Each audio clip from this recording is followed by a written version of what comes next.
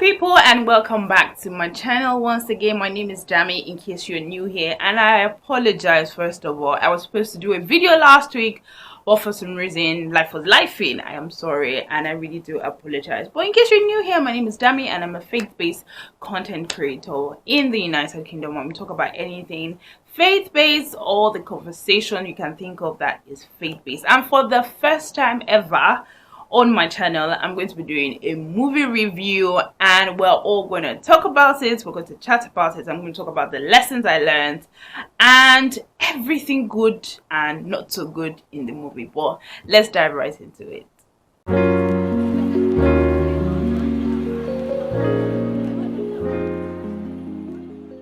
So the movie I will be reviewing today, as you may have guessed or seen on the thumbnail, is called Love Like Raymond.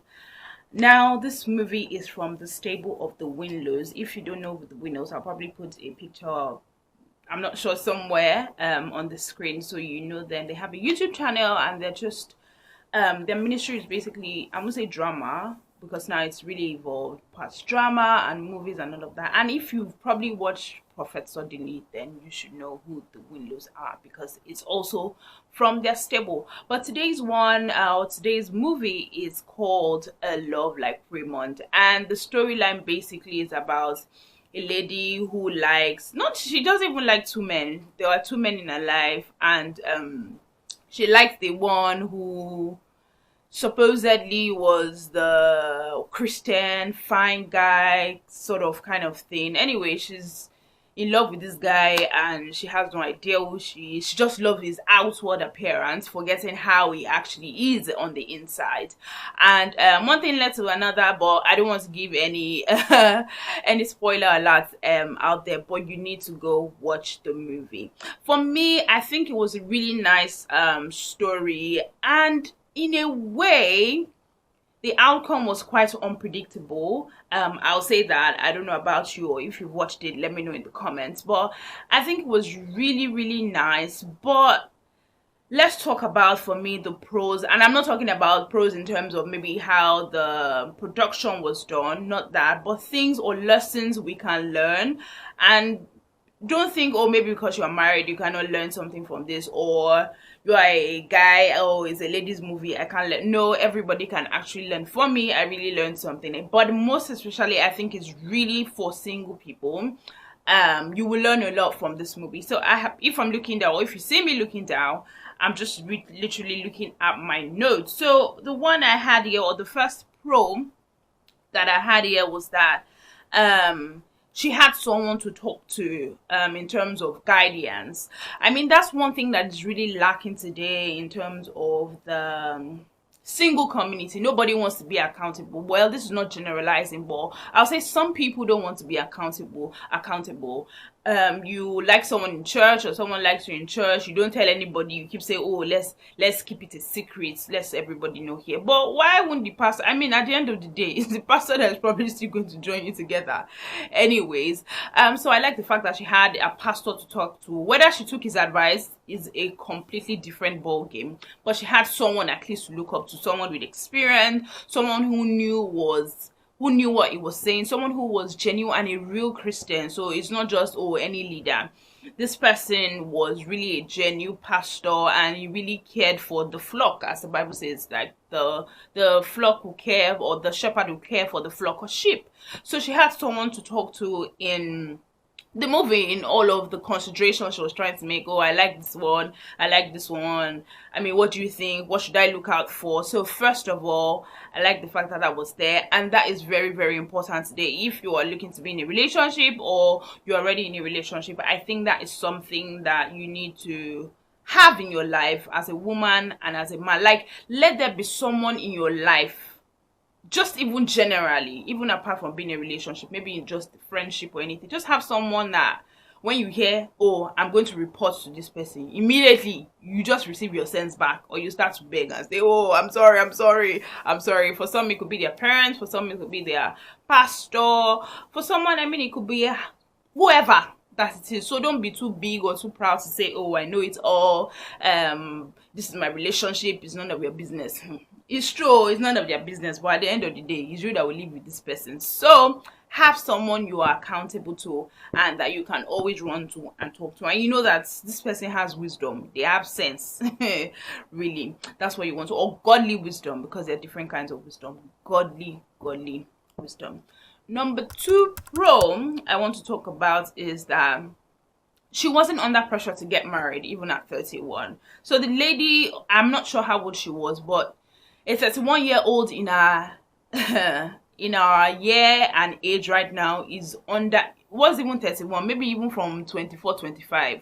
Everybody's always under pressure. You go for someone's wedding, the family members or people already say, hey, it will be your turn soon, oh, and all of that. Yeah, well, in the African culture anyways, where I come from, there's that pressure.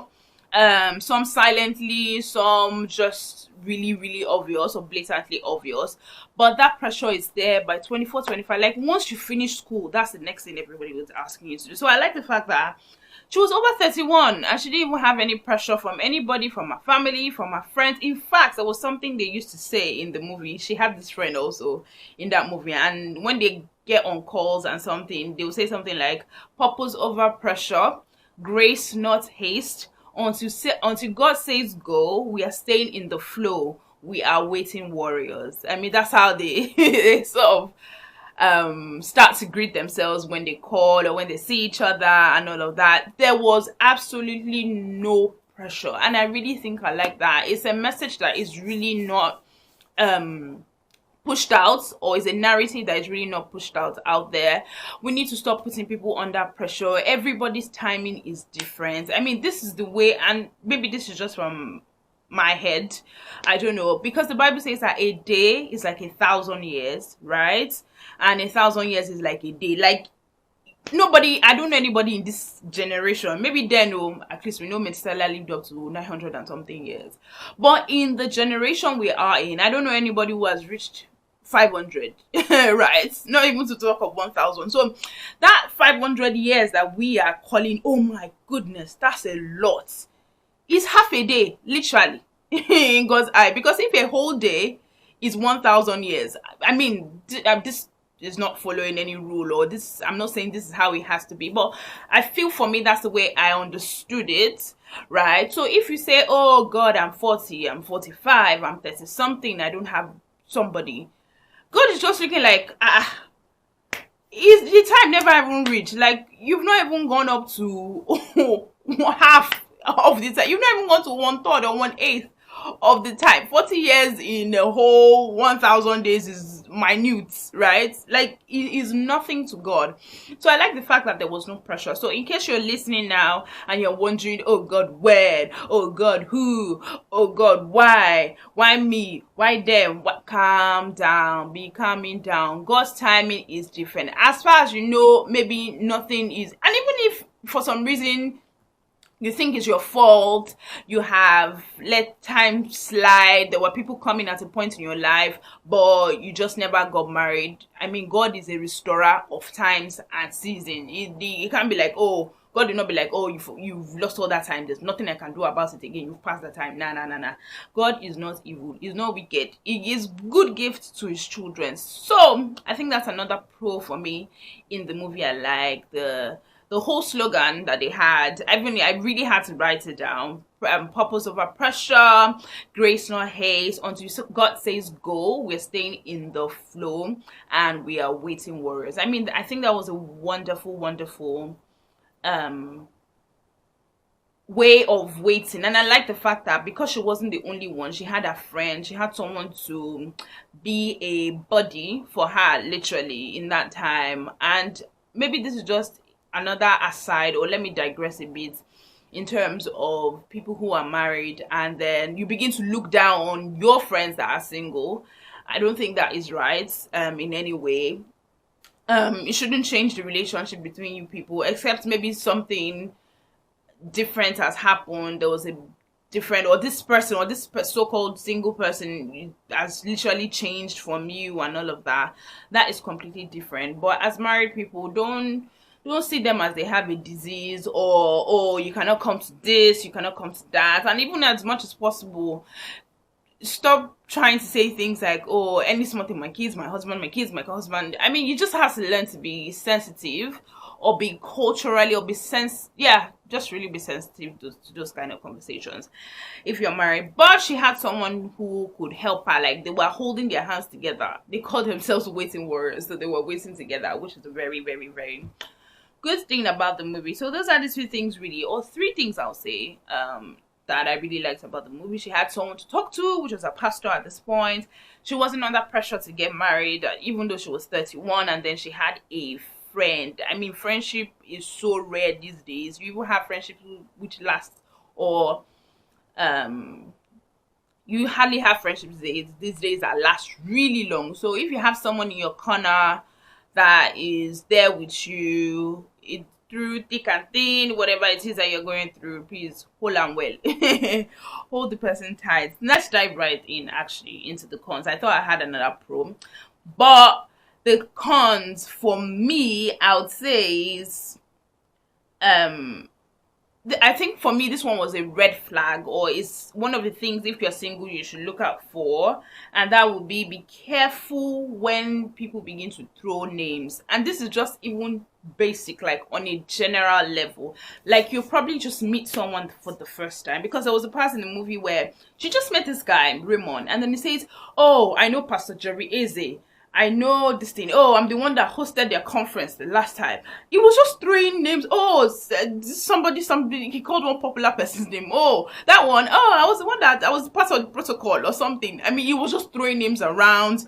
Pastor Jerry called him when he was talking to her. So she had her guards down already when she began to hear all of those names. So be careful when people begin to throw names around. Like, you're just meeting them for the first time. Say, "Oh, I'm the CEO of this something something. Oh, I'm the owner of that. You mentioned this. Oh, I own this. Oh, that one, I trained him. Oh, that one, no. They're not up to me." When did they start? They're just be very careful and be very discerning, not just even careful right now, because there's limits to what your physical senses will begin to see and begin to hear. You begin to hear other things, because immediately she heard those names. And I usually say to people that sometimes when you marry someone and say the person has changed, the person hasn't changed. These things were there from the onset, but for some reason, love, infatuation, sometimes I'll not even call it love, infatuation has blinded your eyes. Like, immediately she heard him call Jerry Eze, she did not even do any findings anymore. She literally almost stopped talking to her pastor. She wasn't listening to him again. She wasn't hearing him again. So those are the things you should look out for, especially as guys. When they begin to, I mean, as the lady now, and then a guy approaches you, and then the next thing is just talking about his accomplishments, the car he has, where he lives. That is a red flag. And in fact, it's a red banner, not red flag. Run.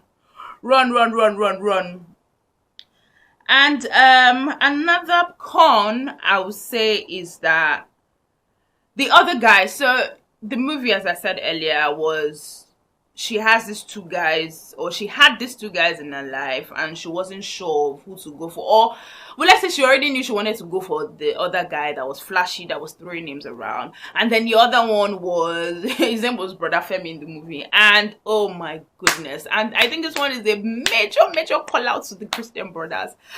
Could you please just look responsible? I mean, outwardly. See, people still look at the outward appearance, so not the inward. Before we see what's inside your heart, inside the container, is the outside. Most times, have you not gone to the supermarkets and you do not want to buy an item, but because the thing looks fancy on the outside, you say, "Okay, let me even try it," right? Even you as a person, just for a non-living object, or not talk of a living object. It's like, Brother Femi's dressing was so shabby. It will be her birthday, he will buy her. This one I say it carefully, he will buy her books, maybe books that can edify her. He will call her. The only time he calls her is, "Oh, there's this prayer meeting." I mean, all of those things are good, but please, our brothers, we need to do better. We because that's sometimes.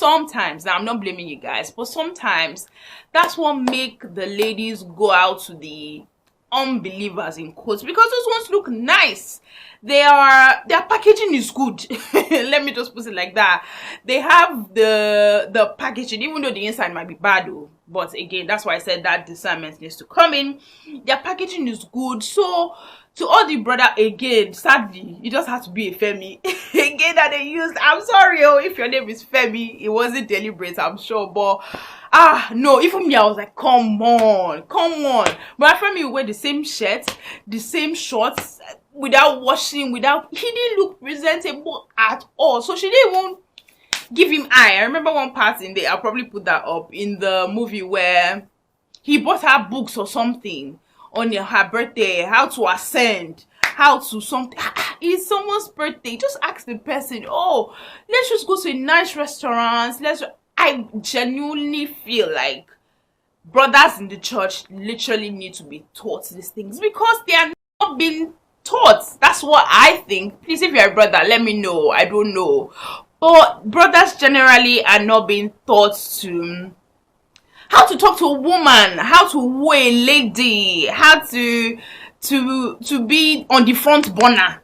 I don't know if you get what I'm saying, right? So the brother Femi's out there, yo, you need to do better. And again, I apologize if your name is Femi. You just had to be Femi, but yeah, it wasn't looking all good at all. So in a way, I don't really blame her for going with the other Raymond guy, who was always English impeccable, had his suit on point, knew where to take her to the best restaurant, and all of that. So please, brother Femi, we cannot be all shabby. I mean, I'm not saying we should go to the extreme of now doing only packaging and we're not taking care of the content, or I'm not saying that, but at least freshen up, use deodorant, dress well with the ones you have, dress well, look nice with your shoe, make sure it's clean, it's tidy.